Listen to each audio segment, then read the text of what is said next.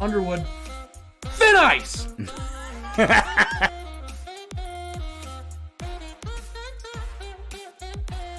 To smoke some weed and shut up. My God. Oh, I thought for sure. There it is. Boom! Yes!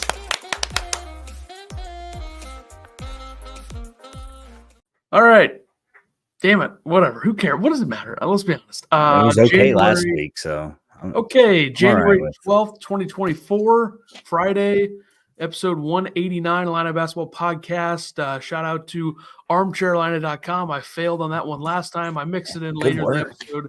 But we'll go with it right now. I don't even have the doc in front of me. I just have the Illini KenPom page. So that was just right off the noggin there. Wow. So episode 189, I think, right? Yeah, that's what I thought it was. When do you think we'll get? I'm pretty sure it is. When do you think we'll get to 200? Trying to map it out. Sometime 11 games from now. Can you? Okay, let's do the math on that. I mean, you never know if there's going to be like an emergency episode in the middle of a week for something, you know? Yeah, I mean, probably not, but you never know. Like, what if Brad Underwood, Yeah, what possibly could happen that would be an emergency? Brad Underwood getting fired. Oh. Yeah, that's what I was thinking of. What if we have a Chris Beard situation? Not that exact thing, but... The timing of this has nothing to do with no what happened in Springfield. Ethan did not go. I told him to. He didn't, so he failed you guys as a podcaster. I don't know. Yeah, whatever. Okay, I'm trying to map this out here. Let's see. Okay, so we got Maryland recap 190, Michigan 191, Rutgers 192, Northwestern 193, Indiana 194, Ohio State 5, Nebraska 6, Michigan State 7, Michigan 8, Maryland. So we'll be doing a great Penn State recap for 200 based on now. So great. February 21st is the game. So I would guess February 23rd, that Friday, will be number 200 Iowa preview. So interesting. And Illinois, by the way, it's the schedule before we get into the game from last night, which nobody cares about. The schedule this season, like, it's kind of weird how little number of games they've had on a Saturday. Yeah. 2 Saturday games so far and only 1, 2, 3, 4 to go. So 6 Saturday games, which is weird. A lot of Sundays, some Friday mixed in, but I found that interesting. Yeah. Steve, what's going on? Warner, what's up? Schlagboy, what's up? Bergie, what's going on? Hinkle already talking crap about Goody. I did wonder at one time, should Ty be in right now? So all right, moving on. Illinois wins. Bootzilla, what's up? 71-68. You know what, people? Don't apologize for winning. Don't apologize for winning. Okay, number one. How many times have we talked about protecting the home floor? Yeah. Very important. You got to win. Apologizing? You were complaining the entire game about how this team is not good enough or whatever. Pretty much your point. I mean, you seem overly negative. What? Do you just read my messages in a negative tone, and that's just how they come across? Let's give it. Let's not. I don't think we need to do this. I think we might.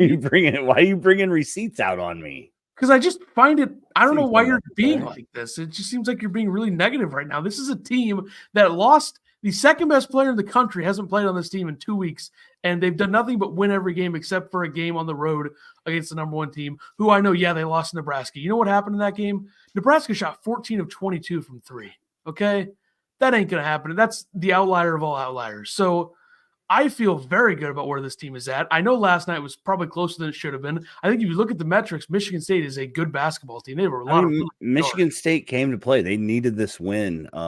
They got nothing from their bench. And Xavier Booker, who's a 5-star big man, just doesn't even play.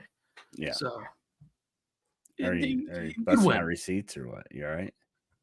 Let's see. You said you were pissed at 9:25. So that's second half. They were probably down. That was probably after the I think that's when they took us. They were losing by 6 all of a sudden. 48-42 or something. Yeah. Yeah.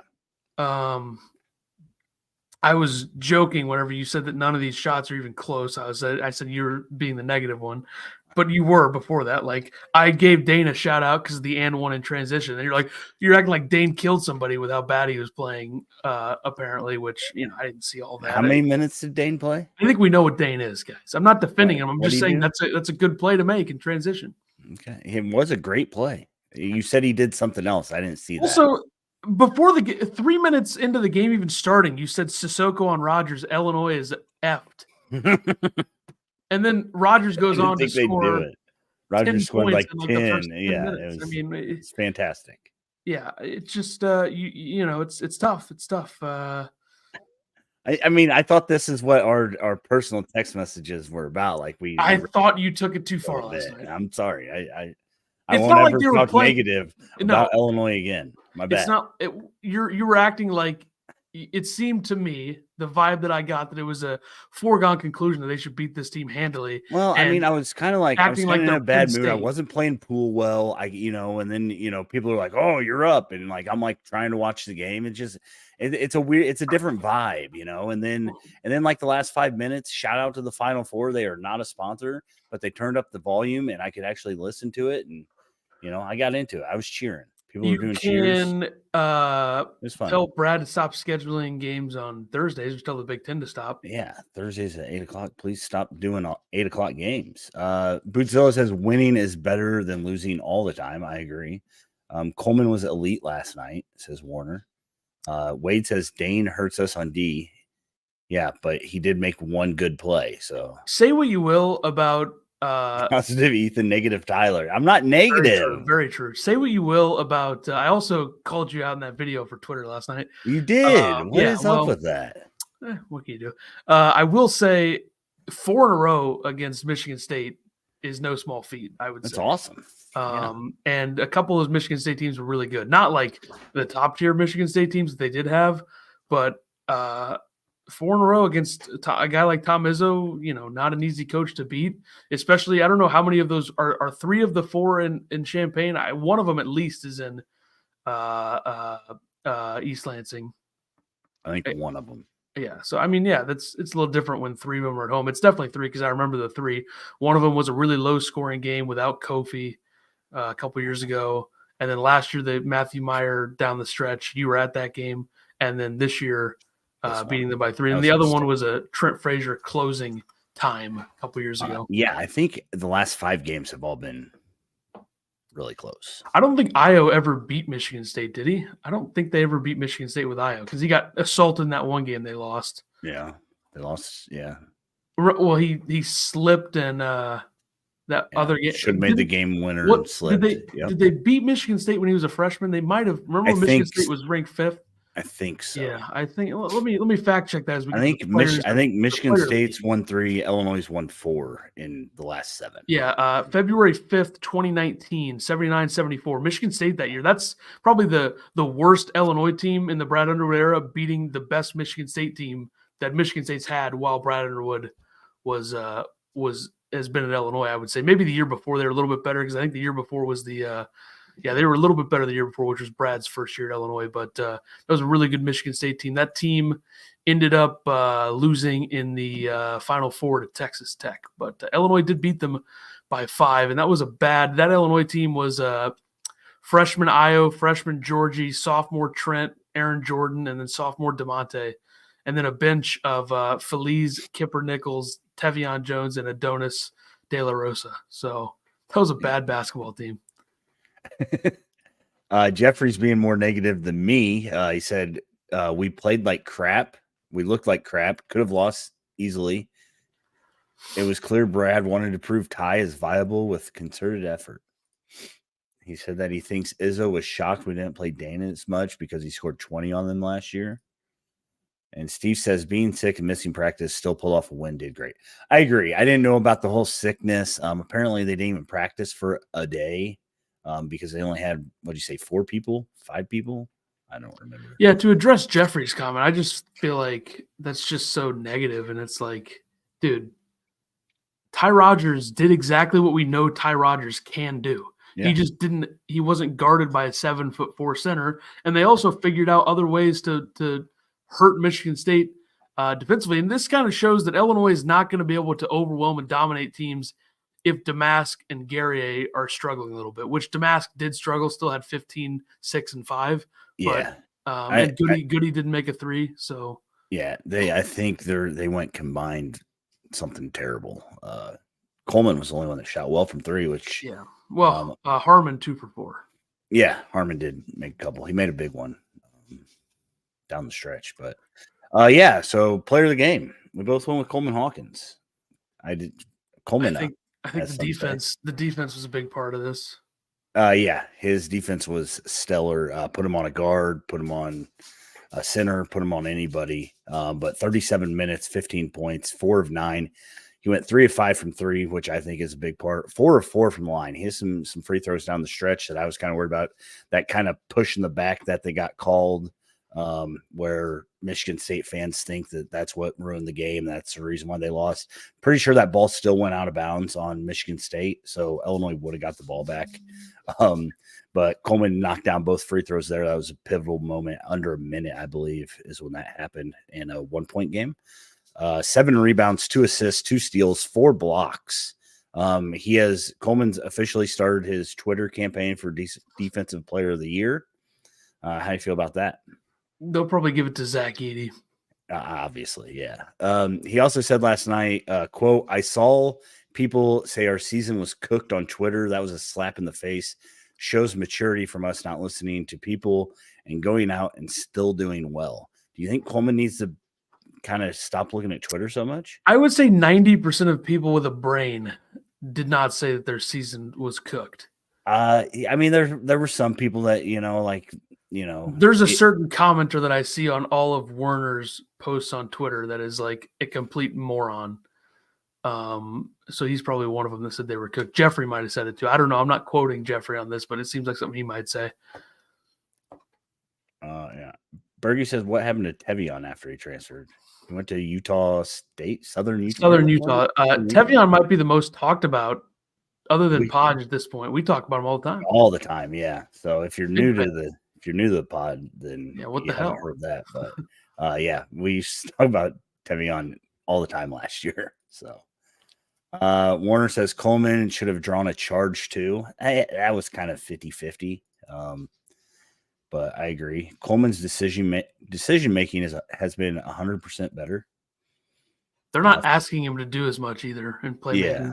Forrest Gump, how can anyone that lived through the gross era be any way negative about this game? Yeah, I think that it's insane that we act like we're Kansas or something. Like we have first of all, this is a program that hasn't even been to the Sweet 16 in 19 years. Something to think about there before we hold ourselves to the highest standard ever. Like, barely beat Michigan State. Yeah, I know Michigan State's 1-4 in the Big Ten. You know what else Michigan State is? A team that is starting to put things together. I know the Northwestern game was weird, but they won 5 straight since before that. They won 24. They beat Baylor by 24. They beat a good Indiana State mid-major team by 12. They blew Penn State out of the water after Penn State came back and beat Ohio State in that game.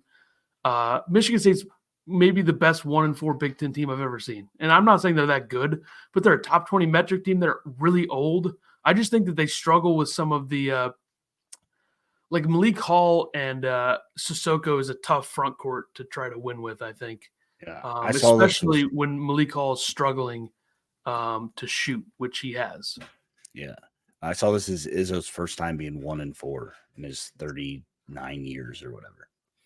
Their schedule has been even harder than expected in these first 5 games because Nebraska is good.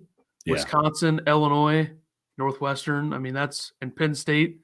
I mean, they could probably be 2-3, maybe 3-2, but they struggle in a lot of different.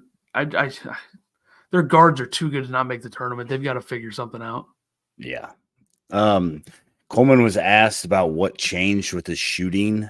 He's been shooting the ball really well over the last 7 games. He said, quote, "Honestly, I think I just stopped caring and just shoot the ball." Brad was later told that he said that, and Brad said, quote, "He said that, thank the Lord." He says, "You guys may have heard me talk about his shooting for years. He may be the best catch and shoot guy on our team. No offense to Luke Goody. I think he's close. I really do. I think that's, even though the one that he made, the early one that he made from the top of the key was not catch and shoot, but yeah, Brad did say that he doesn't really like some other shots that he takes that aren't in the catch and shoot. So Steve says Coleman showed he was going to play tough that night with the first foul. Loved it. Yeah, I mean, this was just as a beat 'em up game, and that's how Michigan State wanted it. So yeah, a lot of my negativity was because of Illinois and Damask maybe not doing as much as I thought they should be doing.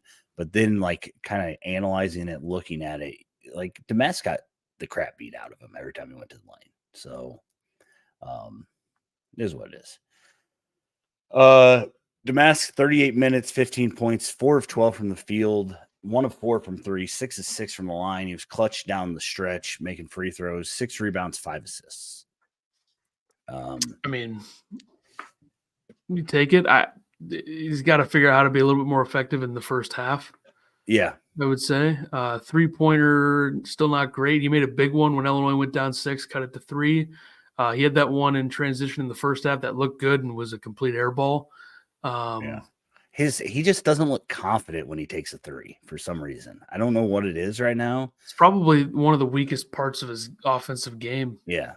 Which, I mean, he doesn't have to take 3s. So, but if Goody's not going to make any, he'd like him to make. That's true. And Gary only made 1. Gary 1 for 6 hurt. Gary looked coming off the wrist. A little off, yeah.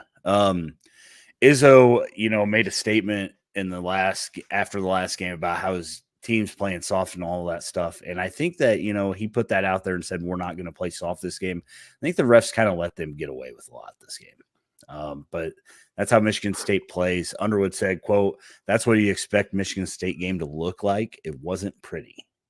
So Brad knew it wasn't pretty. Can I be negative like Brad and just say it wasn't pretty? That's not being negative. That's just it is stating the facts. Fergie says, "I'm still afraid of Penn State when they play Illinois." Well, go watch Penn State play a game. You won't be as scared. Yeah. I mean, they're not the worst team in the conference. I almost think the worst team in the conference might be Michigan. So yeah, Forrest Gump says, from what he's seen, there's a lack of shooting across the Big Ten as a whole. I have no clue what to make of the Big Ten right now. Like, it is so, like, Minnesota's 3-1 and Indiana's 3-2, but then you have a team like Michigan State 1-4, and I think it's clear that there's 3 teams that people can trust, and that's probably Purdue, Wisconsin, Illinois. And I think after that, you really don't know what you're going to get. Like, Northwestern's 3-1, but their one loss was to Illinois by 30. So, and Ohio State just hasn't won the games they've needed to win. They've lost back-to-back now. So, I don't know. No clue what to make of the Big Ten. Yeah, it's a mess right now. Jeff says, Goody gets lost in the offense. He needs to pop and shoot. He passed up a couple. He did. 36 minutes for Goody, 4 points, 2 of 5 from the field, 0 for 2 from 3. Missed the free throw, lost a lot of people a lot of money probably missing that free throw, the front end. 6 rebounds, 3 offensive rebounds. So after Brad kind of attacked him and said he's not in there to rebound, he's in there to shoot, he crashed the boards. Brad talked about his winning attitude and that, that's what Luke does. So he had an assist and a steal also. I noticed that he did kind of go to the hole a little bit more this game, which we haven't seen a lot from Luke. Had a nice putback after Gary was in transition, got blocked. Yeah. Gary 33 minutes, 10 points, 4 of 12 from the field, 1 of 6 from 3. Rough night from 3-point land. 1 for 2 from the line, 6 rebounds, an assist, a block.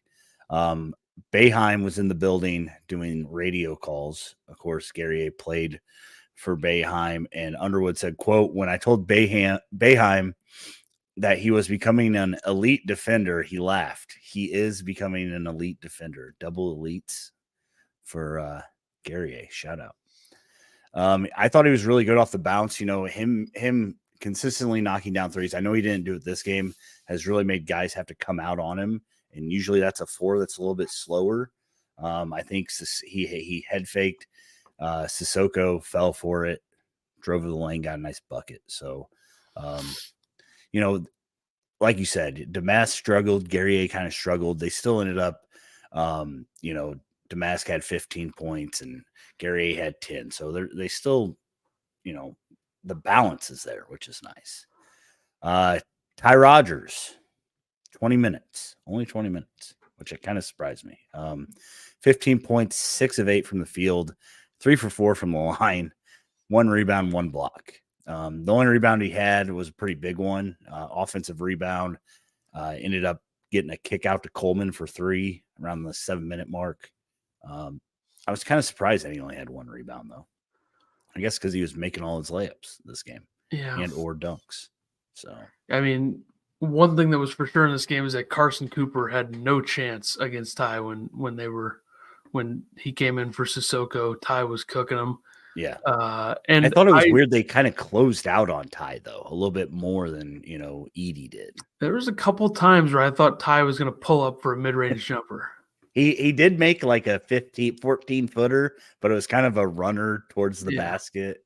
But yeah, that has to be the longest shot he's made all year. For sure, yeah. Would be my guess. Underwood was asked about, Sissoko guarding him off the bat, and Underwood said, quote, "I think when you see it for the first time or maybe the second after a while, you eliminate that. He's a monster. People forget that Ty's 6'6" with a 6'11" wingspan and really athletic. We will take on all takers as long as you're not 7'5". He reiterated that as long as you're not 7'5" and Zach Edey, go ahead and put your center on us on Ty. So it was a podium game for Ty. He did really good off the dribble, off the bounce, kind of getting behind the defense when somebody went to help, when the bigs went to help, had a couple dunks that way. So can we put it on record that you were scared of Sissoko? Was I scared of him? I just like it. No, it wasn't that I was scared of him. I was scared that Ty would get lost again. Backtrack. He did not. Ty has I don't think Ty has like 3 moves and they work like every time. That spin move and then the little slip right into and then the baseline cut dunk.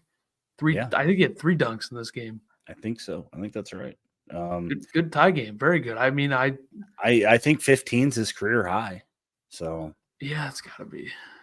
And he was efficient and made free throws. I mean, his free throw shooting has been a big improvement. Can we stop calling Ty the point guard, though? I mean, at this point, can we stop calling anybody anything? I mean, he's not the point guard. I like that. Ty's literally playing the 4 at this point. He has made 4 more free throws this season in 8 fewer attempts. 70% from the free throw line now, 16 for 23. That's crazy. In the last, dating back to the Tennessee game, 2? Ty Rogers has missed 3 free throws, and he is 12 for 15. It's pretty good. There you go. I don't know if this is. I don't think this was his. This was probably his best game of the season, but I also think that the Fairleigh Dickinson game was close. He had 10, 15, and 5 in that game, but he was less efficient from the field. But Ty's whether he can shoot or not, he's still a very important part of this team, because that one sequence where he had the baseline dunk and then runs back and knocks the pass out of bounds on the defensive end. Yeah. He is, I would say, without not counting Shannon, where do you think he ranks in terms of value on this team? I would say he's probably 4th. I would go Hawkins. Yeah, I mean, Hawkins, Damask, right. Damask and Gary, I think 2 and 3 are kind of interchangeable, and I would put Ty 4th. Because I think having a 6'6" guy that can guard multiple positions and rebound and is strong as hell and tough, I think that matters. And Goody and Harmon are almost the same player, except I do think Goody's a better defender and Harmon's more athletic in terms of what they want. Like Illinois, what Illinois asks of Harmon is a lot of what they like. Just make threes. I think Harmon's defense was really good this game. Yeah, it was. Brad said overall, that he was spectacular on defense this game. Well, I think, correct me if I'm wrong, I think Illinois played 14 other games outside of this one. So I think if you look at the entire season, I think Goody's a better defender. But maybe go back. I mean, somebody might have said a couple days ago to get him out of the game. So another swing and a miss by you. You're really struggling lately. I don't know why you're attacking me so much lately. The attack is a strong word. You're supposed to be attacking our viewers, not me. Nobody's commenting right now. 9 minutes. You guys comment so Ethan will get off my ass. Thanks. Appreciate it. Justin Harmon, 31 minutes, 10 points, 2 of 7, 2 of 4 from 3, 4 for 4 from the line, 4 rebounds, 2 assists. Another solid game from Harmon. Most minutes of the season. It was 29 against Northwestern previously. 29 against Northwestern, 31 in this game. I mean, 2 for 7 from the field's not pretty, but if the 2 shots you make are threes, I think that's good. Bergie says comment, so there you go. Thank you. Your boy Dane Danger, who just played his ass off this game. 5 minutes, 2 points, 1 for 3 from the field, 0 for 1 from the line, 1 rebound. Had an offensive board. How about that? Good stuff. I mean, why do people even talk about Dane anymore? Like it matters either way. We all know what he is. We all know what he's going to give you. It makes so much. Know that he's not going to be here next year. Exactly. It makes so much more sense to play other guys and play the smaller lineups and pretty much at this point just have the starters and then switch Harmon and Rogers in and out would pretty much be what I would do. I'm not surprised DGL didn't like throwing DGL into the fire against these guards. I think not the greatest move, especially when Harmon and Rogers are productive. Right. Yeah. Only playing 7 guys, one of those guys only going for 5 minutes. You worry about coming back Sunday, I think, but Brad definitely talked up the strength and conditioning coach. Fletch has them all where they need to be. Apparently they have 5 hyperbaric oxygen chambers to get them all refreshed, whatever that is. So it won't be one for Dane. You think Hansberry? I think we might get to a point if Hansberry's healthy that he just takes Dane's minutes. That's possible. More athletic, moves a little more. Yeah. I don't know. I think he said Hansberry's day-to-day right now with the back spasms. He said Moretti, they want to make sure that he's healthy and in shape before they get him back in game form. So, Jeff says you're just mad because Houston lost to Iowa State. I know Houston's a good team. I think them and BYU both got their welcome to the Big 12 by Iowa State and Cincinnati, which is funny. But, I mean, Iowa State's pretty good. But I don't know if you knew this, Jeffrey, but elite teams are allowed to lose games. I think that's something. And also, there's, like, so much – college basketball just doesn't have, like, head and shoulders elite teams anymore, it seems like. Do you use head and shoulders? No, I don't. Really? What a stupid question. I will say, like, you're stupid. UConn last year did lose 8 games, but I thought they were pretty elite. But I don't know. Whatever. It's different. It's a different game these days. Jeff also says they don't try to post up Dane. Wade says, I worry we may be wearing down only playing 6.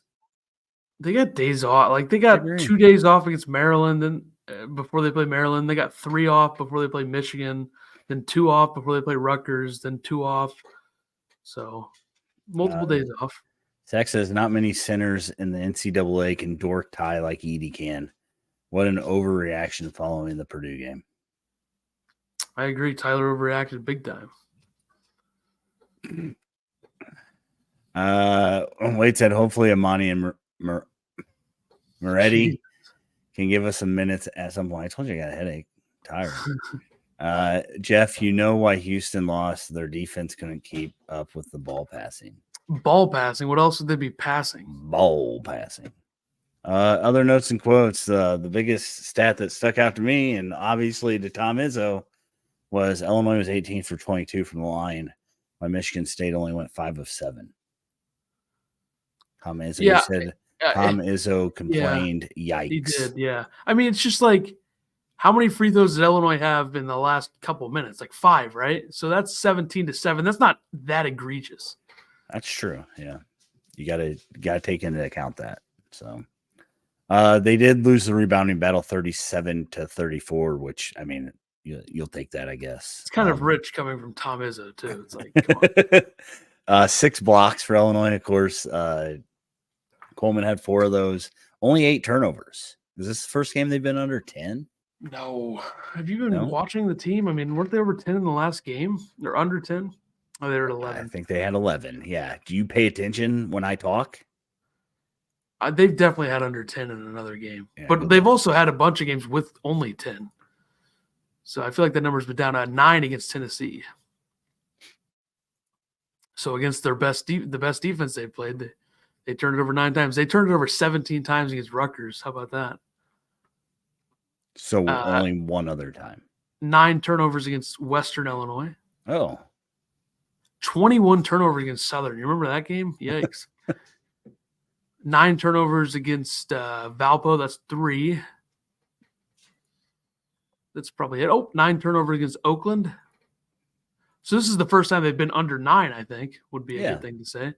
Eastern, they had 12. So 4 games with less than 10, which I think is probably more than most Illinois teams would have at this point, which is probably why I think this has got to be Brad's best record through 15 games at Illinois.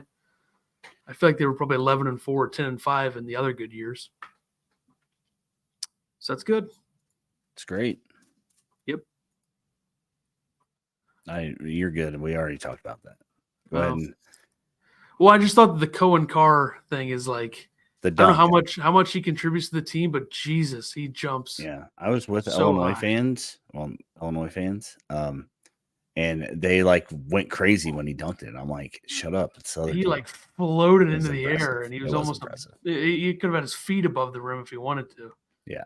And remember, he had that big dunk in their practice thing before the season, and everyone was like, "Oh my god!" That block he had too was, I'd be cool to have him on the team. Plays defense, athletic, but I'd be curious to see what his vertical is. I wonder if he's tested it before. I'm gonna look that up. This is what people want to hear about, right? I don't think so, but sure, do whatever you want. Embrot says, I hope the schedule doesn't cost us a game by being tired. I mean, they're in hyperbaric oxygen chambers. I think that they'll be okay.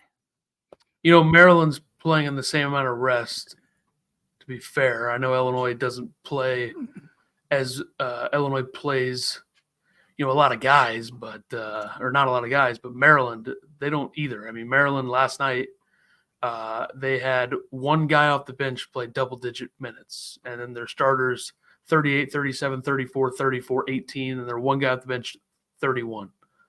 So, and also Illinois overall in the season, like bench minutes wise, I don't think it's that. Yeah, it's 126th in the country, 34.1%. And I know that's going down right now, but it's not a team that just strictly plays 6 guys all year. Like these guys haven't been. I don't know. I'm not going to blame any losses on this. Okay. This 30-game season. I mean, you got to, Yeah, I agree. Like they're not ever going to be playing like a Monday, Wednesday. Did you find Carr's vertical, or are we moving on? No, I can't find it. Okay. We already talked about them being sick. Go ahead. Yeah, I'll get there. Next thing. I thought we were going to read that again. The team was sick. They didn't practice. They had lack of players.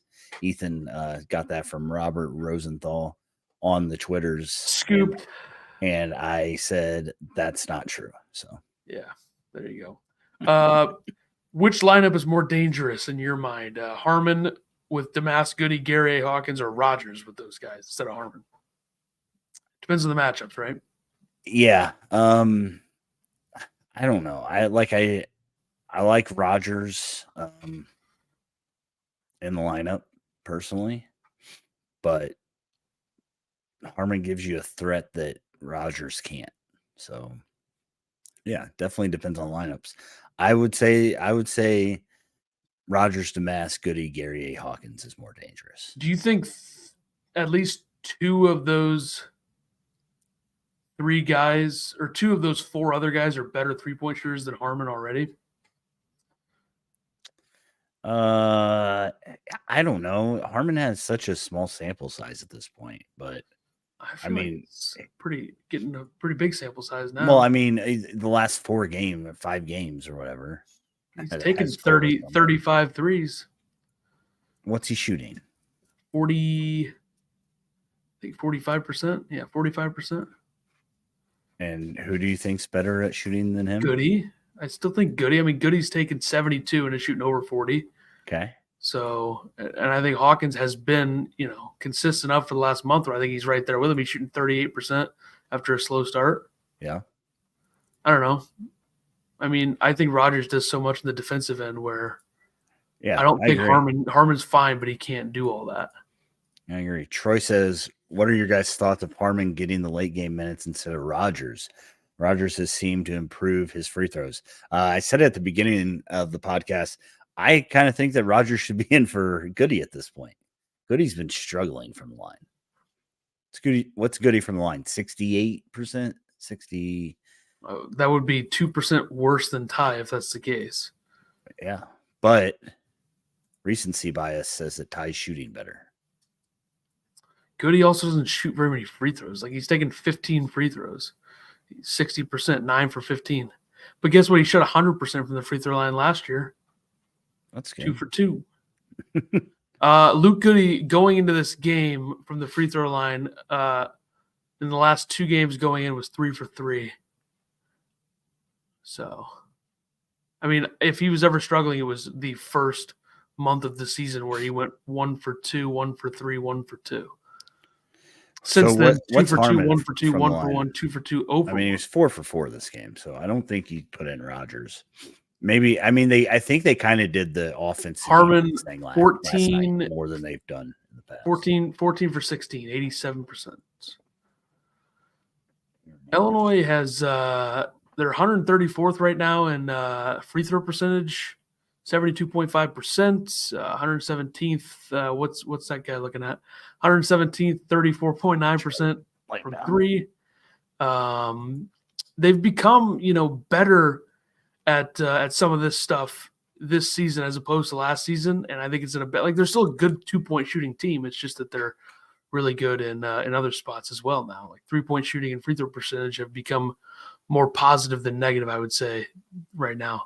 And the thing here, Jeffrey, it's just like Dane. We know Dane isn't playing bad, but it's just not the. This is not a. It's a worse basketball team with Dane Danger on the floor, I think, and that's. I mean, what do you even like? You really think that Dane is like the like? What are we even talking about here? Dane's not playing Brad. Oh no, we're gonna lose Dane. Who cares? Like I like Dane. He's a talented player. Who the hell cares about long term right now? Seriously? Like who cares about long term when you have a team of mostly guys who are going to be gone next year? And the guy coming in as a freshman may play over him. Yeah, like Jeffrey, this team is 12-3.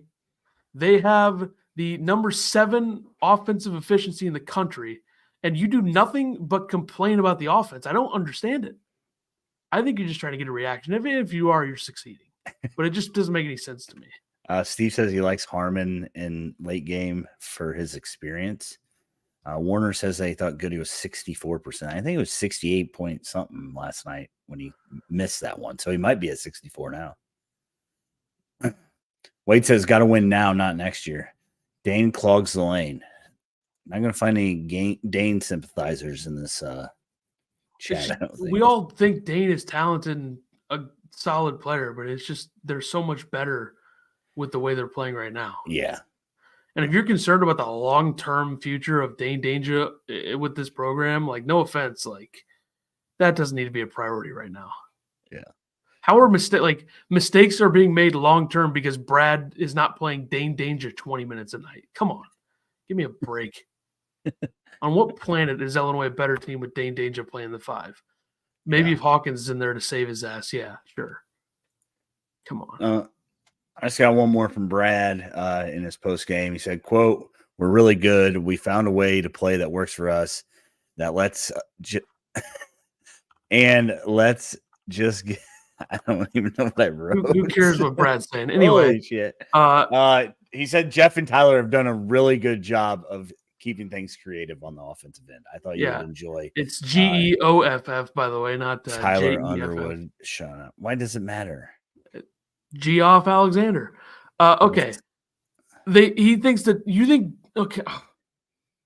Illinois is 20th in the country inside the arc, and they're not really a mid-range team outside of Damask.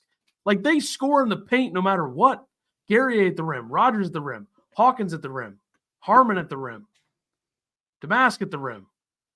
They have an inside game and an outside game. It seems like you're stuck in the past thinking that you need a 6'9", big 270-pound center to have an inside game. They have that already. They have been a mostly really good team inside the arc. Even if they're struggling from three, they've been good inside the arc almost every year that Illinois had, that Brad's had a good team here. They have an inside game. Do they not? Am I wrong? It's just not with a big, right? And that's perfectly fine in this day and age. Well, I mean, 6'8" Guerrier cutting to the hoop is enough of an inside game. Yeah. Or Damask backing somebody down. Yeah. You don't need a dominant big anymore. Not very many teams in the country have that. So Illinois wins. I'm very excited. I was super excited about how they played against Michigan State. And now don't suck against Maryland. Yeah, I'm sure you're telling the truth that you were really excited during the game as well. Illinois number 10. I was cheering. There might be video footage of me cheering. There you go. Out there.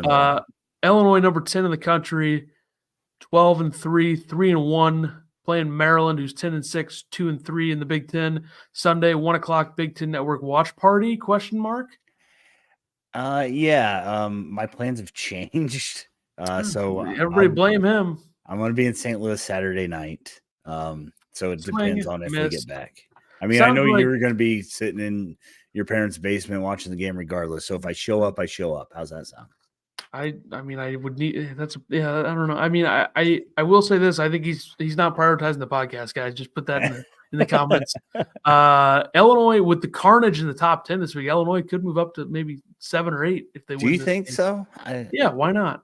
I don't know. They'll jump Oklahoma for sure if they win this game. So that's right back to 9. Yeah. Who do you think number 1 will be? Do you think UConn gets it by default? Yeah, that's a tough call. I would think so, right? I mean, I don't know. Houston. I still think Purdue's the best team in the country. So I would tend to agree. I also think that Kansas probably had the worst loss, followed up by Purdue and then Houston. I don't know how much that matters, but I guess UConn still got to win their next game, right? Yeah, I don't know. They got Georgetown, so they will win that. Okay, never mind. It doesn't even really count. But we could see UConn at number 1 going into Creighton and Villanova next week. So a couple good games there possibly. Wade and Warner say booty ball is our inside game. Kirk says Dane, when he's on, is an easy bucket. He's proven that defense has been the limitation.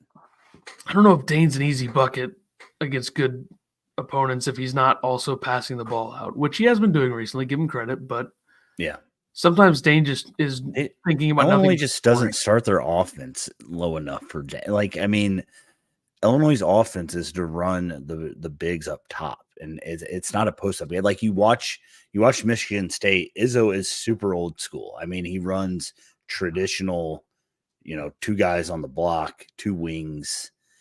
Running off screens. That's just not what Illinois does.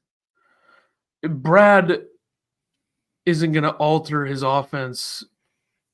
There was the issues getting the ball to Kofi. I mean, that was also a thing. Yeah. So I don't think he's going to alter his offense for Dane Danger. I haven't seen a lot of Dane Coleman action like Brad talked about 4 games ago. But yeah, what can you do?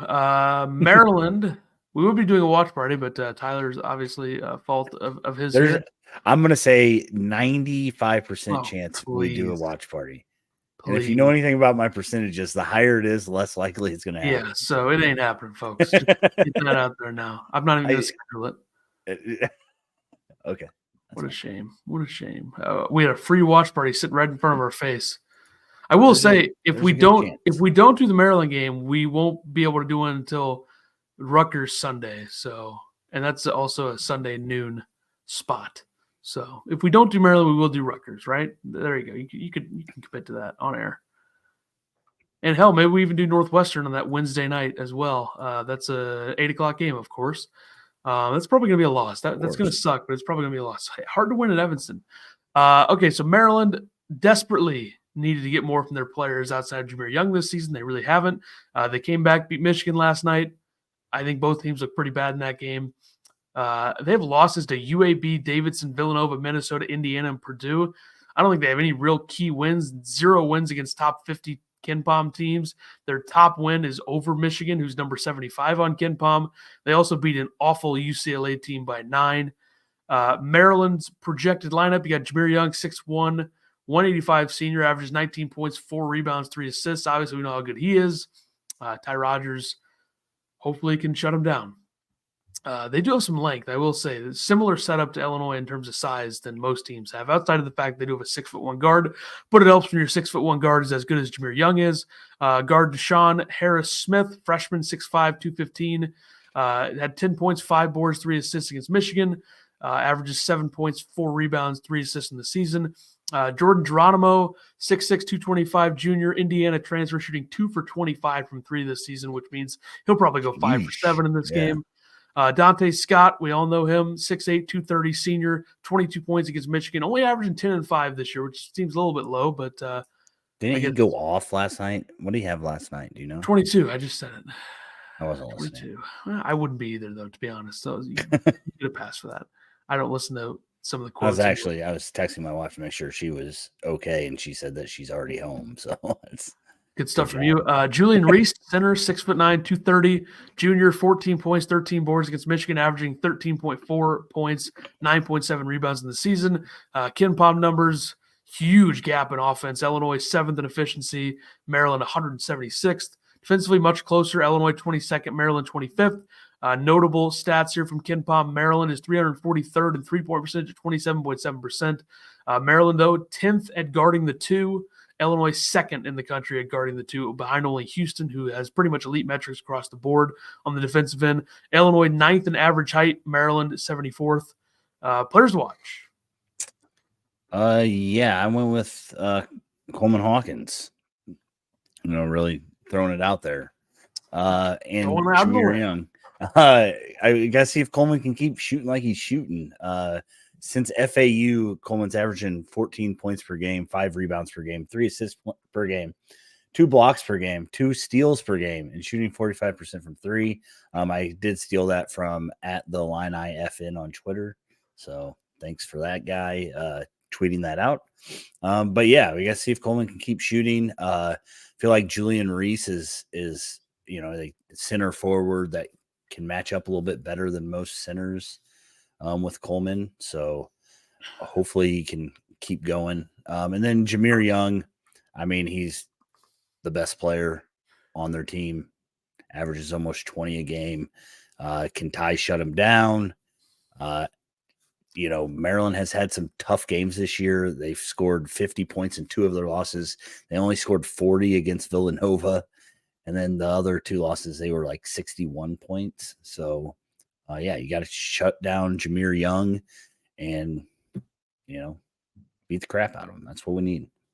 Yep. I'm going with a bit of a front court matchup here. I'm going to take Quincy Gary on the Illini side. They need him to cover Dante Scott.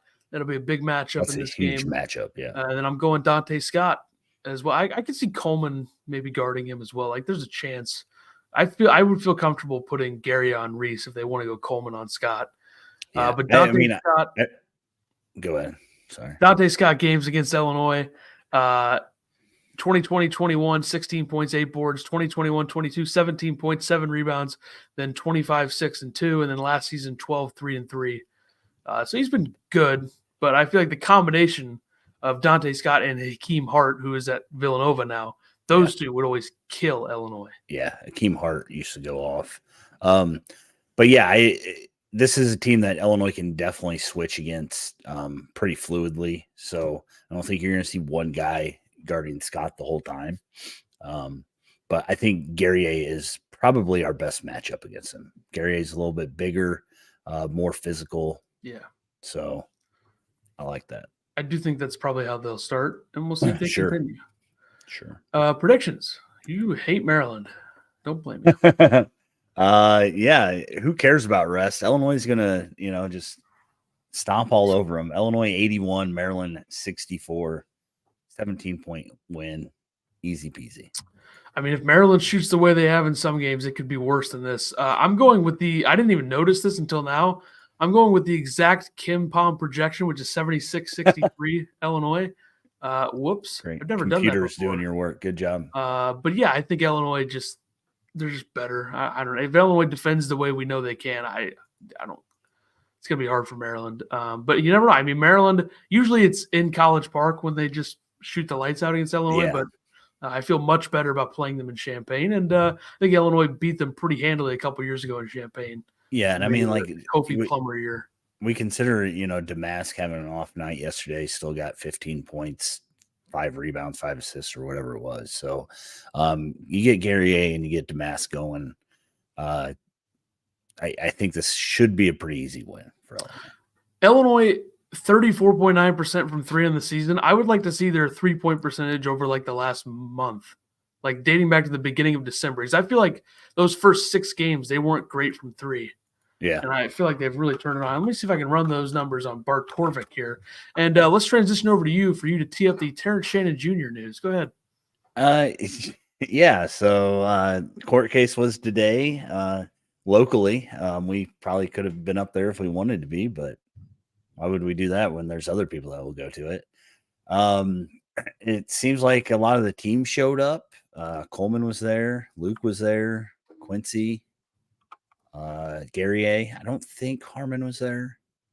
So they were there to support them. The judge came back with a ruling of, I'm not making a ruling yet. It's going to be written out. She's got to go over case studies. Apparently there were 52 cases brought to her, so she got to go review all those. I don't know if this is good or bad. They say this is what happens in federal court, which I've never been in, thankfully. Harmon was there. Thank you, Hinkle. I appreciate it. So everybody but Dane Danger. How's that make you feel? What do you got to say now, Jeff? Yeah, so it supposedly we'll know within like 7 days. I don't really know how this works, but they said that both sides presented good facts. So it's just kind of up to the lawyer. I mean, the judge, whoever does the thing. Lawless is a heck of a name for a judge, by the way. It's a tough situation. My main focus throughout this entire thing has been on the team. Like, I know a lot of people are posting. Most of my Twitter feed on the podcast account is about Shannon. And obviously we like the guy and we hope he's innocent. And there's no reason for us to believe that he's guilty, right? I feel like we don't really know anything anyway. Yeah, but it's not like this guy's ever had a character issue that we know of going into this. Right. And it sucks, I think, the way that universities operate. I know that technically they don't have to give him the right to play, but it's just like the guilty until proven innocent type thing, which is frustrating. These universities are so scared to take a stand, I think, which, it's not my position to say they should, but from what I understand, they're basically saying that we're still honoring your scholarship and you can still do everything. You just can't play basketball right now. So, I thought it was weird that the university basically said you brought this on yourself, though. That was kind of it's a little harsh. But that's because that's where they stand. I mean, I understand why they're saying it. So that's because, and I don't know any of these people, but let me just say this, and I'm not by any means saying that I know anything, whether he's innocent or not. Most of the people at the top of these universities, a lot of the decision makers, are some of the most spineless, cowardly, piece of garbage liars that you can encounter. And that's literally what power is in America at this point. Like, a lot of these people are the same, humorless, spineless. And I think that that's probably the case at Illinois. You look at a big university like Illinois, they probably have a lot of those people making decisions. And I don't know this for a fact, but I mean, come on, it's probably true. And if I'm wrong, I'll say I'm wrong. I don't really care either way. I just know that a lot of these people, I won't say what I was about to say. But yeah, I'm not going to get political. But it's a tough situation. Yeah. Obviously, what I want right now is for the team to keep winning and keep playing. And I think there's some people that are way too wrapped up in the fact that, he's going to be back, or he has to come back, or he's not going to come back. Yeah, I mean, that's, I made the comment that we have to stop saying that we're playing games without our best player or whatever it is, because right now it is what it is. If he never comes back, he never comes back. This team needs to keep playing well and going from there. It is nice to see the guys go there and support him, as they're supposed to be kind of staying out of it. But you think some of the people on this Illini panel or some of the decision makers, if they were in this situation, they would have friends? These are the type of people that have no friends, by the way. They're all fake. It's I hate, like, I will never, and I'm not taking a side here, but I will never support some of the universities themselves. Yeah. Never. I don't care. They railroad people like no other. And I'm not saying anything specific about this case. I'm just saying, don't trust these people. And it's what it is. You don't trust politicians either. I mean, what are you gonna? Come on, please. They don't care about us. Philip says Illinois played a B- C+ game and still beat Michigan State, who played an A game. I think Michigan State probably played like a B game, B- game, but they made a lot of big shots to keep. They made a lot of tough shots, shots that it was like, how did that go in? Which is kind of the opposite of how it was in Champaign last year, because they couldn't make anything from three. Yeah. But like going to the lane, double pumping, flipping it up, and somehow go in. Bergie says not much good happens at a bar after midnight. It could not be more right there. Steve says blocking his NIL ability now, if he comes back innocent, might cost him. Yeah, I don't know the legal ramifications if he's innocent and they denied him money. I assume that he could sue the school for it's a complete mess right now. I would say, based on what we know and everything around this entire, I know there's policies in place. Mm-hmm.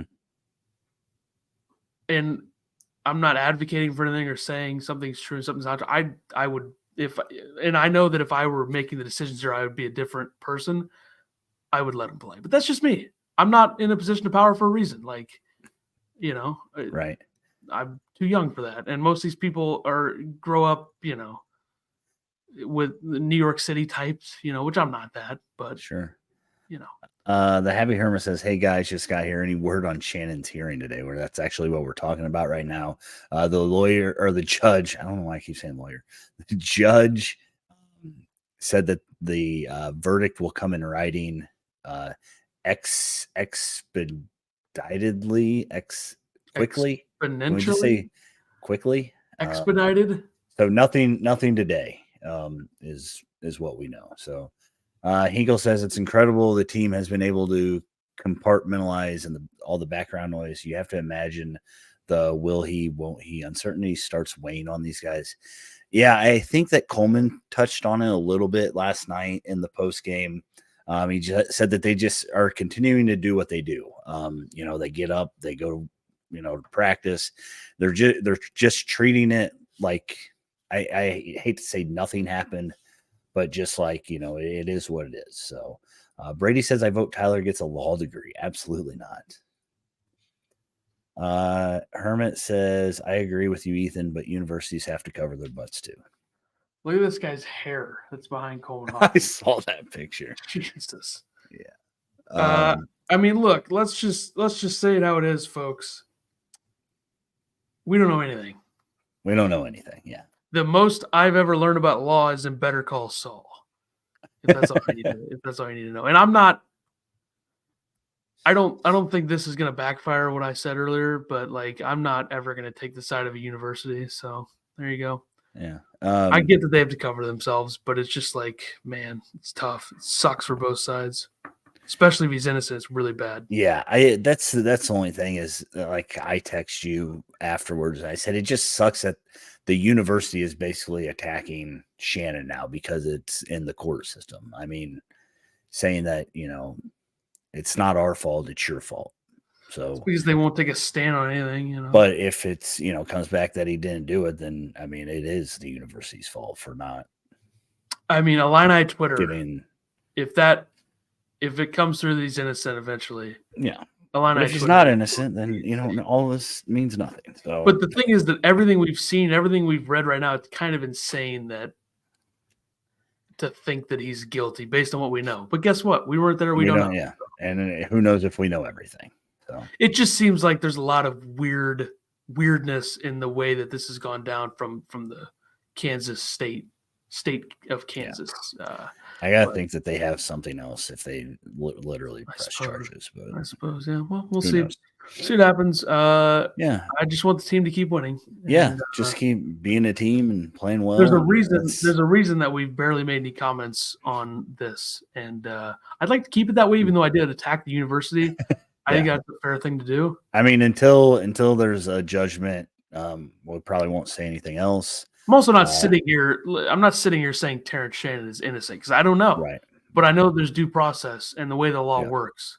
And they're denying him a living wage right now is what it kind of feels like. So, did you see the transcripts from the questioning of the plaintiffs? Pretty iffy as far as what she said. Yeah, I mean we've kind of read everything, so I don't know. I think we're good. Yeah, around the Big Ten. The Big Ten. The Big Ten wins a national championship. We're back. Woo! Michigan beats Washington, the national championship. Good stuff. I mean, I don't like Washington. There's a reason let me just what a week for Oregon football right there. Washington's coach goes to Alabama. Our coach stays. We get the number one receiver in the portal. I mean, things are looking up in Eugene, which we will be in Eugene next in September in October for the Illini Oregon football game. We will certainly be boosting the ground. I got to get that going. Yeah. Future Big Ten teams. Oregon is one of them, but UCLA is horrific this season. So with the 4 teams coming into the Big Ten next season, basketball wise, I would say USC underperforming. UCLA certainly underperforming. Washington, I would say about where they should be, 10-6, 2-3 in the conference, top 50 offense, 81st defensive efficiency. Then I would say Oregon looks pretty good. I mean, metrics wise, not great. Good offensively. They're 4-0 in the Pac-12 though, with wins over USC, UCLA, Washington, and Washington State. They got Cal, and then they got some tests against Colorado and Utah, Arizona State playing much better.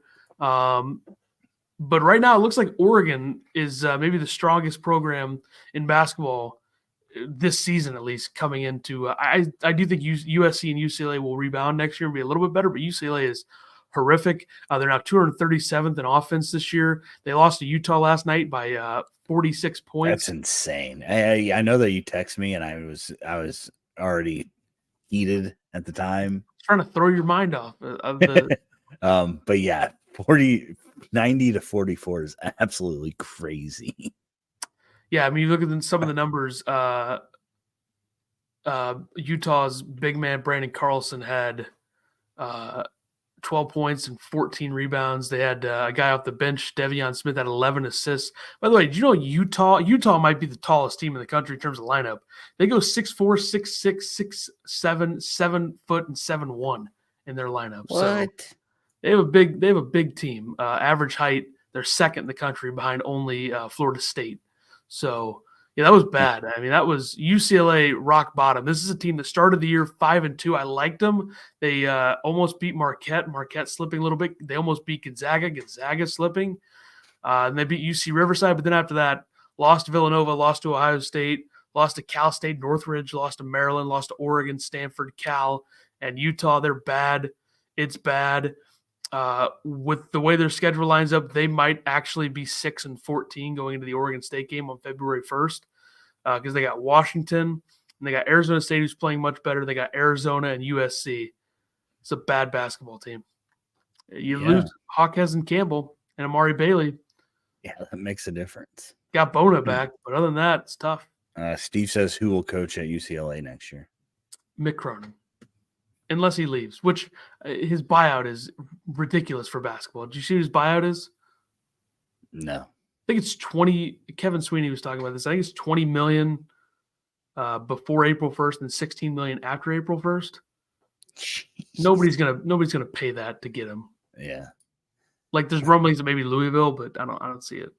Happy Herman says, how cool is it that Michigan and Sparty are in last place now? I don't really concern myself with other teams that much. Soda P Kino says, do you guys know what's going on with the women's basketball team? I haven't won a conference game yet.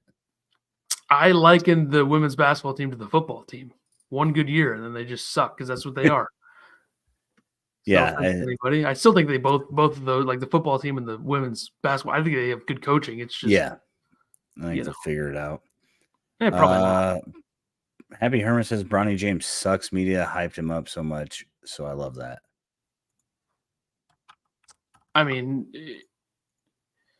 I don't want to call Happy Herman out, but I feel like it's maybe a little immature to be loving somebody's sucking, quote unquote. You don't like his dad. I mean, he does, but he's a decent defender. He's 41% from the field, 26% from three, 64% from the free throw line, averaging 6 points, 2 rebounds, 1.5. We all knew he was overhyped. Yeah, I don't love that he's not playing very well, but I also don't really care, I guess. But I don't like LeBron, so whatever, Hinkle says redacted podcast bringing some random attorney that's been tweeting the case onto their live podcast. Hello. I did see that attorney. I did retweet their thing last night, so I was trying to give him some help. But yeah, I find it. I mean, I don't know if I want to attack the Illini world here. Should I? You've been calling me. I didn't call you immature. I said that was an immature thing to do, bud. All right. No, but let's just put this out there.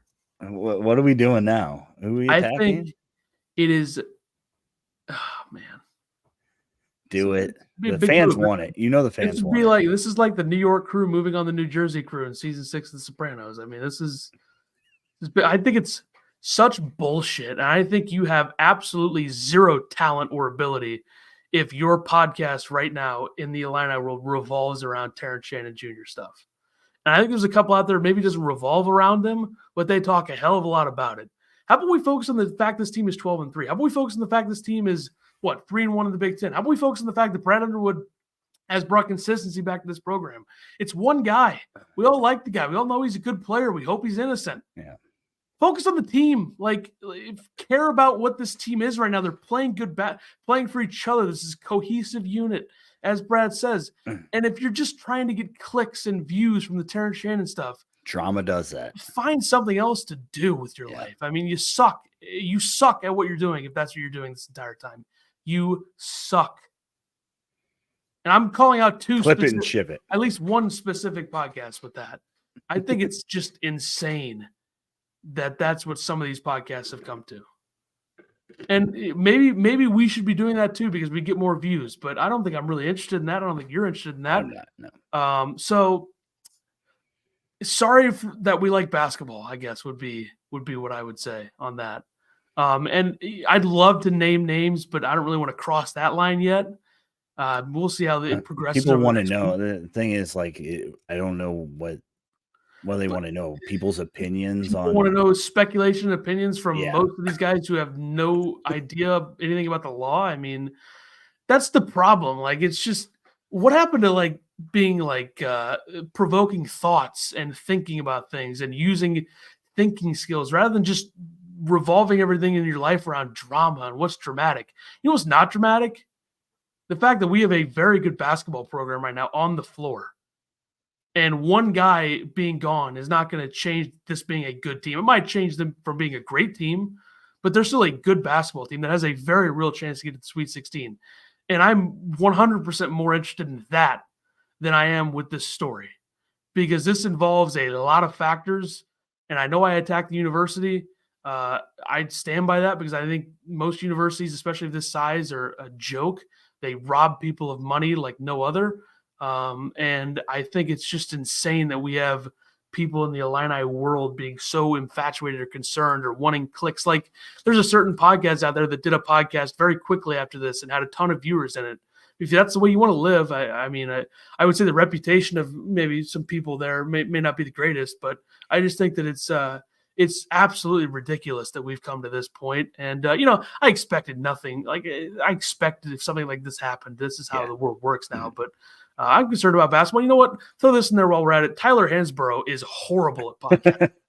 Good basketball player, just a total absolute bore snooze fest of a podcaster who seems so unprepared when he's up there. Just because he knows basketball doesn't mean he knows these teams. It's the same guy that called Illinois a fringe tournament team after they lost to Purdue by 5.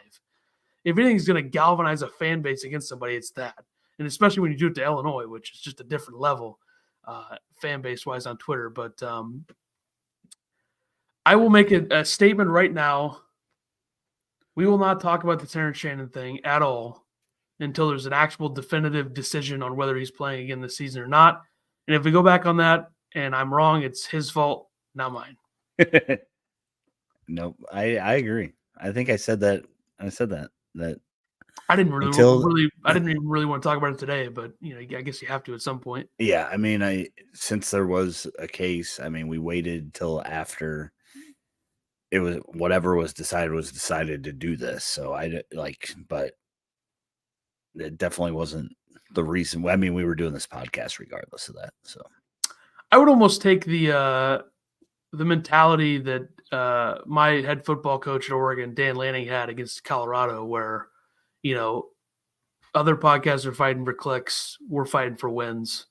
That's what we do. There's a reason that I don't, click. Like I actually looked up the name Jeff Alexander on Twitter the other night. I don't remember why. But I did see my tweet from this summer about, hey, Jeff Alexander would be a great fit at West Virginia. And then that guy responded to clickbait, and it was just the only thing you click on is a picture of Jeff Alexander. So we're not clickbait guys. We don't have a website. I don't think the people that we work with at Armchair Illini are clickbait people. No, I think that they've gone about the Terrence Shannon thing about how we have, and I do like that they have done it that way. So I probably went further today than I should have, I would say, but sometimes you do what you got to do, I guess. Yeah. Embrot says, can and will Northwestern take out Wisconsin? We need somebody to beat them. If that game's in Madison, I say they have zero chance. Yeah. And it is in Madison, so no. I don't think Wisconsin has a chance to lose until maybe at Minnesota, which is probably hoping for a lot. Like Wisconsin could. And I know there's a lot of things that happen. Wisconsin could be, 10-0 in the Big Ten going into Purdue. I don't think they will be, but it's not the craziest thing. Do you think that they have one of the easier schedules, Big Ten wise? Certainly, the way it looks right now. I mean, you got they don't play Purdue until February 4th, and that's home. They played Ohio State on the road. That's a tough game, but Ohio State's been kind of reeling lately. They played Michigan State on the road, which looked harder until Michigan State was really bad early December. So it's lined up well for Wisconsin. Wouldn't be that surprised if Wisconsin won the Big Ten. They're hard to beat, and they got a lot of weapons. Yeah. They can score and they can guard. They got the number 2 adjusted offense in the Big Ten right now. They are 1 spot ahead of Illinois, and Purdue is second. So it would be Purdue 1, Wisconsin 2, Illinois 3. So 3 top 10 offenses in the Big Ten. How about that? Big time stuff. Almost 4 if Ohio State and Iowa were a bit more competent in Nebraska. Jay Bunker says Big Ten is just horrific this year. I think Michigan State will get it together. Wisconsin, Purdue, and Illinois are legit good teams. Yeah, I think Ethan's your thing on Twitter. You think that Michigan State will win 9 of their next, or go 9-6, get to 10 wins, probably? I think so. Yeah, I don't know what their schedule looks like. But. Yeah, they got some pretty. I mean, they got home games against Rutgers and Minnesota next. They got at Maryland, at Wisconsin, home games against Michigan and Maryland, at Minnesota, home against Illinois, at Penn State, at Michigan, home against Iowa, home against Ohio State, at Purdue, home against Northwestern, at Indiana. So I think they could easily go 9-6, maybe even 10-5. Yeah. Hinkle said he can't wait for IG's paywall content following today's hearing. I think Sturdy was already tweeting it out, so it's great stuff. I guess Sturdy was there. He didn't go to work today. It's great stuff. Steve says Wisconsin in the top 4 of the Big 23 out of the last 25 years. Nothing new. Boy, you struggled reading that one. Well, because it said B10, kind of threw me off. Wisconsin's 12-3 this year. They won 20 games. 20 games last year. They missed the tournament, but before that, 25 wins round 2, 18 wins round 2, 21 wins COVID year, 23 wins round 1, 15 and 18. That was a bad year, 2018. But then 27 wins Sweet 16, 22 wins Sweet 16. And then obviously you get into the Bo Ryan era where they just had a ton of success in the tournament, made it every year with him, including a runner-up finish in his last year. So, yeah, Wisconsin's been one of the best programs in the Big Ten for the last 20 years, maybe the best outside of Michigan State, I would say. Yeah. And maybe Michigan is close. I think Wisconsin's been the most consistent out of everybody outside of Michigan State. So, there you go. Does Juwan Howard get fired? Big question. I mean, it seems like things are spiraling a bit. I think he has to, right? At this point, I think the smoke screen of the football team is gone right now, right? That's kind of they won, move on. Not for the fans. I hear that that's all their only comments when you talk about the basketball team. So I think they'll probably mutually part ways or something at the end of the year. Yeah, weird stuff going on in Michigan. Their point guard is only missing away games. I don't know. He dropped some, like the way it came out was some random Instagram post or something. They gotta get their affairs in order. Let that happen. It's strange. I don't think there's any way that he's back next year. Yeah, they're 24 and 26 the last 2 seasons after Sweet 16, but only won 19. They won 19 games in a Sweet 16 year. Like that's hard to do. And then obviously the year for that they were really good, 23-5, and stole the Big Ten Elite 8 as well. But you know what? I'm over that. Illinois was a 1 seed that year. So was Michigan. Michigan got further in the tournament. So I feel like we could just be like, yeah, they stole a Big Ten title, but they were made further in the tournament than us by 2 rounds. So what can we say? And if UCLA didn't pull some rabbits out of the hat towards the end of that game in the Elite 8, Michigan might have gone to the Final Four that year. So, yeah, he's got to be gone. It's bad. They're 12 and 13 in the Big Ten over the last 2 years. Going back the last 3 years, they are 23 and 22 in the Big Ten.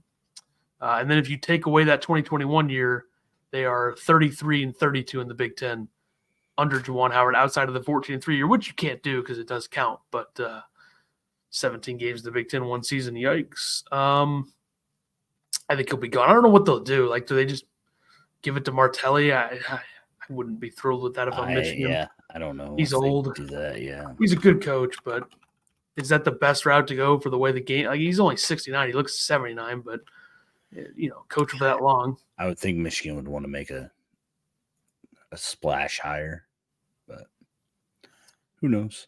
Yeah. Maybe Jeff Alexander. Nebraska, real deal. I will say it right now, Nebraska's the real deal. Now, they're not going to shoot the way they did against Purdue every game. Right. But they're also 89th in three-point shooting, so they're good from 3. I think this team's still going to hit a lull of some sort. This is a huge win for their program, though, to beat Purdue, especially do it by 16. And you look at that game, a lot of contributors. Wilcher had 16 points. Sam Hoiberg had 9 points. Bryce Williams had 9 points, 11 rebounds, 9 assists. Rink Mast had 18 points. Tominaga had 5 threes, 19 points. Then Juwan Gary had 12 and 5. So, yeah, I think Nebraska's good. I still think there's a limit to what their ceiling is. Like, I wouldn't be that surprised if they come out and get rinsed by Iowa tonight. Yeah. I could see that happening. Well, it's crazy because, after they lost to Wisconsin, people said that they're, maybe a tournament team, and everybody's like, where are they going to get their wins from? Pretty sure that nobody put Purdue down as one of those wins. I said they would win like 4 games. Yeah. Which I still don't think they're going to win that many. I think they'll probably go like 11 and 9, which is probably going to get them into the tournament. I mean, that Purdue win is going to go a long way. Yeah. Trying to pull up the Big Ten Network. But anyway, what was my last thing? I don't have it pulled up. What is Minnesota? Yeah, Minnesota, classic Minnesota. I feel like even under Patino, they would have like a really good record early in the season. Then they would just get destroyed once the Big Ten started. But this year, they're 3-1 in the Big Ten. I still think that's going to fall off. I mean, they have Indiana, Iowa, Michigan State, Wisconsin in their next 4. They could easily go 1-3 or 0-4 in those games. Yeah, and I mean they beat Michigan and Maryland. Yeah, they beat Michigan, Maryland, and Nebraska. Okay, they would be 13-2 right now if they didn't choke against Missouri. So, but they're a fine team. I'm not overly scared of them, but I'm not surprised they're better. I mean, they do have Cam Christie's a good freshman, and Dawson Garcia back, and Ola Joseph in his sophomore year, Carrington in his sophomore year, Payne in his sophomore year. Elijah Hawkins is a bit of an undersized guard from Howard, but he's been pretty good for them as well. He is shooting the ball well from 3 recently, so I don't know. I think Minnesota is not going to be a tournament team. I could see them being on the bubble in like late February, but I don't think they'll eventually make it. But this is no doubt about it the worst Big Ten we've seen in a while, I would say, just in terms of how many teams there are that aren't like very good at all. There's not like a really, really bad team. I don't think Michigan's close to that, but there's not many elites. It's just kind of crazy how it's all shaken out through 4 games at that point, So I would say the Big Ten is going to win a national championship this year, even though the conference sucks. You still think Purdue's winning a natty? Yeah. Why not? I mean, why not us? Maybe. Hey, who knows? Get our best player back, Nico Moretti. Yeah, and we go. And Hansberry. Yep, good to go. The 2 big dogs. I mean, we'll see. I think Illinois. The worst case scenario for them the rest of the season, I would say, would be to finish under 500 in the Big Ten. 9-11, I think, is the worst case. I think best case is 13-7. And I think if you go 13-7, that shakes out to what? 21 wins the rest for the season. So 21 and 10. I would take that. 21-10 probably get you a 5 seed, maybe a 4 seed. Yeah. So take that any day of the week. Yeah. Go, Brad, go. Good ball, coach. Brad knows ball, as I've always said. Yeah. I mean, I've been one of Underwood's biggest supporters since that moment, though. That is true. I mean, that was heat of the moment. It was Missouri. I mean, nobody likes to lose to Missouri. Yeah. So early on in our watch party career. That's also why I'm not too worried about the futures, because I still think Brad can do the same thing in the portal that he did this year. Just keep running that method back. Bring in a bunch of veterans. Hopefully your freshmen grow into sophomores and play better. Like if this team has Rogers and Sincere back next year on top of DGL and Moretti, like they're going to be pretty good at guard. You still need to bring in a shooter and a veteran probably. But yeah, I feel good about the methods and the NIL stuff. Brad hasn't had a problem getting the guys that he wants in the portal. Because we really don't know if he wanted Ray J, do we? I mean, I think that was a scenario that they probably wanted him, and it felt like more of a foregone conclusion than maybe it should have, just because it felt like such a good fit and so logical since he's from the state, right? Stuff like that. But look, we got Harmon. Can we talk real quick? Can we talk real quick about Baylor's camera angle? Jesus. I didn't actually see the game. I just saw the picture. Oh my God. How can you build a place that only holds 7,000 people and you put the camera in the rafters? It's weird. Yeah. It's weird. It is very weird. You would think in the modern day when you're building a new one that you would think of you'd have a permanent spot that, would look good. Maybe it's too close because it's so small. I mean, Cameron Indoor is, that way. Same, yeah. Say we will at State Farm. We got all the good angles for the camera. The Happy Hermit says the judge asked for a delay in making a ruling on the case. Yes, this is the last time we'll say it. But yeah, they asked, they couldn't make a decision now. It will be in writing. They say probably within 7 days. When that happens, I think the Happy Hermit is Fly the Dub. Is it? He switch? I think so. He's an immature fella. He's got the same picture as Fly the Dove. Is that what you're saying? Yeah. Gotcha. All right. I wouldn't want to be flying the dub right now if I were a Cup fan. Let me tell you, what a pathetic offseason. You sign a fly ball Japanese pitcher. I mean, come on. It's not going to get you anywhere. All right. Bellinger ain't coming back. Anyway, yeah. Anything else you want to take a shot at before we close this out? I think we're good. This episode sucked. I feel bad for people that have to listen to this. Yeah, I apologize. No, it's on me. I went too far. I said too much. Like there's more on me. Yeah. Jeremy, what's going on? Thanks for coming by. We're just now finishing. As always, we want to thank the Alamo Steakhouse and Saloon at 700 East Broadway Avenue in Mattoon, Illinois. You can find them online at www.alamo/steakhouse.com. Tonight's special Friday is a snapper Veracruz. You ever had grilled snapper? I have not. Me neither. But it's a grilled snapper topped with tomato, green olive, and a caper sauce. Sounds good. On Sunday, they have their 8-ounce prime rib, as always, with a glass of wine for $26. If you guys would like to be a sponsor for our episodes or our watch parties that we don't do anymore because I can't make them to them, reach out to us on Twitter or email us at illinibasketballpodcast@gmail.com. As always, we appreciate you guys. Don't forget to like, subscribe, share, comment, review us on Apple. I think we're up to 4.0 because of you guys. So thank you for that. And we're still grinding to 500 subs on this platform of YouTube. Let's try to get that before our 200th episode. Yep. So we got about a month to do that. So Cody will be back.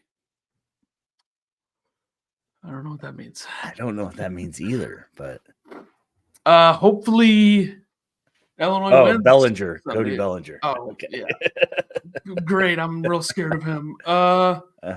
We should change the Elite Illini podcast. That would be good. We should. Thanks, Schlag Boy. Thanks for stopping by. As always, we appreciate you guys. We got you, buddies. I already envisioned what our logo could look like. It would be Elite, I'm sure. It would just have where it says basketball podcast. It would just say above on the left, above the ILL. It would say Elite. Kind of put the triangle and pop it up there. No, nope, terrible. Could we change the basketball to Brad's face? I have to ask Brad about that probably if I had to guess, but I'll send him a text message. Cool. I mean, what we should do this offseason, we should really put the program or the university to the test and be like, we're coming up to Champaign. You guys going to let us do stuff? Let us hang out? I mean, come on. Let me do a thing. That would be cool. Hang out with Brad for a day. Be like, yeah, I definitely didn't trash the university in today's episode. Yeah. I didn't trash to the golf course. And don't they have a really nice golf course now? Yeah, I'm sure. Good golf program. Maybe the best part of the university athletically is golf, at least in terms of recent success and consistency. It's right there. All right. And might as well get to an hour 30 since we're 2 minutes away. So final call for comments. Anybody got any questions or comments or concerns or should I be double universitying today? I mean, it's 2 Big Ten schools, so I mean, you're only an Oregon football fan. Yeah, I feel so weird being an Oregon football fan because I feel like I'm being heavily judged by people. And it's like, dude, what do you want me to say? Like, why would I be an Illinois football fan? Number one, I hope they're good. I root for their success. But I was rooting for Oregon when Chip Kelly was there. They were a fun team growing up. I think this is if there's any teams that people grew up watching when around my age, it would be Oregon. Yeah. So why not be an Oregon fan? Yeah. So what? Did you like Oregon because they had really cool jerseys? That's a big part of it. Yeah, that's a big part of it. High level offense, a lot of success. It's not. It would be worse, I think, if I were like an Alabama fan or like an Ohio State. Like these Ohio State fans that didn't go there. Like, come on. Yeah, you're a big Mariota guy. You like him? Big Mariota. Yeah, I thought Mariota would be a good pro. Not the case. He's Where's still he there. At now, is he? Eagles backup. Could see him on Sunday or Monday, I guess, if Jalen Hurts goes down. I could see it. Ugly floor in Oregon. Yeah. The basketball court's brutal. But Autzen Stadium, beautiful place. You and I will be there in October for the Illini game against Oregon. That's going to be slaughter. Like, that's going to be Is it cold in October? Probably not too bad. No, probably like 50s, 40s or 50s. Okay. That's not cold. I mean, you're from this area and you are afraid of the cold weather, it appears. I mean, yeah, if we're going to sit outside in a football game, I am, yes. You want to go to the Chiefs game tomorrow and skip St. Louis? No. $30, $40 tickets for the Chiefs playoff game tomorrow. I heard, because it's so cold. These people are babies. Big plans for the game Sunday. We had better not lose. And Brats, what are you doing for the game? What are the Bears doing Sunday? Having a watch party? Bears sitting on the couch? Weird. Seems like that's the case a lot of years.